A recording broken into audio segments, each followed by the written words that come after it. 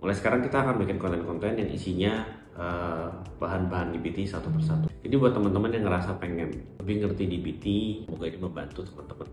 Jadi sebelum kita belajar DBT, kita harus tahu asumsi DBT skill. Dan itu akan jadi pengingat kita selama kita ngejalanin DBT, dan sebenarnya ini juga sesuatu yang harusnya kita pegang seumur hidup kita.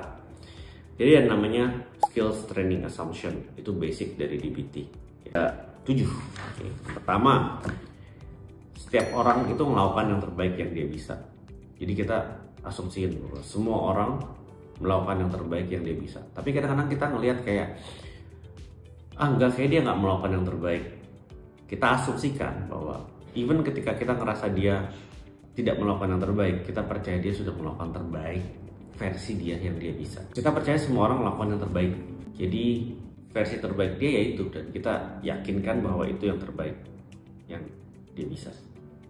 Yang kedua, setiap orang itu mau berkembang lebih lanjut. Kayak yang tadi ya, pertama satu, orang nggak ada yang mau nggak melakukan yang terbaik. Semua orang pasti mau melakukan yang terbaik yang dia bisa.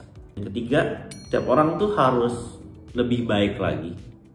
Untuk dia lebih baik, dia harus berusaha lebih keras lagi, lebih termotivasi untuk berubah. Jadi ketika orang mau improve, meskipun dia mau melakukan yang terbaik, dia harus berusaha supaya dia jadi bisa lebih baik lagi. Yang keempat, kadang-kadang setiap orang tuh nggak nyebabin masalah diri dia dari mereka sendiri gitu, tapi mereka harus nyelesain masalahnya juga. Itu maksudnya gimana? Kadang masalah kita tuh bukan kita yang bikin, orang lain yang bikin. Tapi suka nggak suka, kita mesti selesain masalahnya, walaupun itu bukan kita yang bikin. Walaupun tuh orang lain yang bikin, kita tetap pasti selesain. Gak mungkin kan kita tantrum ada masalah walaupun bukan kita yang bikin. Kita ribut kan bukan salahku, terus nggak mau diselesain kah masalahnya? Maksudnya kalau kita mau bikin perilaku yang baru, kalau kita mau berubah jadi diri kita yang baru, itu harus dipelajari setiap ada konteks-konteks tertentu.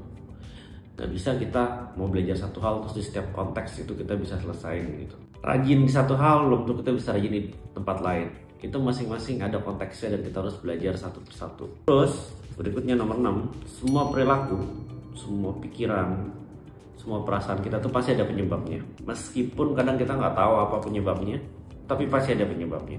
Seringkali karena kita nggak tahu penyebabnya, kita merasa tidak ada penyebabnya.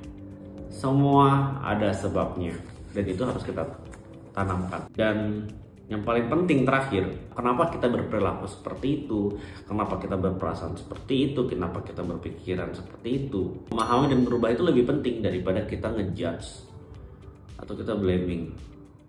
Kamu sih, dia sih, nggak ada gunanya. Yang penting kita merubah supaya kita bisa merubah diri kita lebih baik. Karena aku percaya kamu, kita semua sudah berusaha yang terbaik yang kita bisa.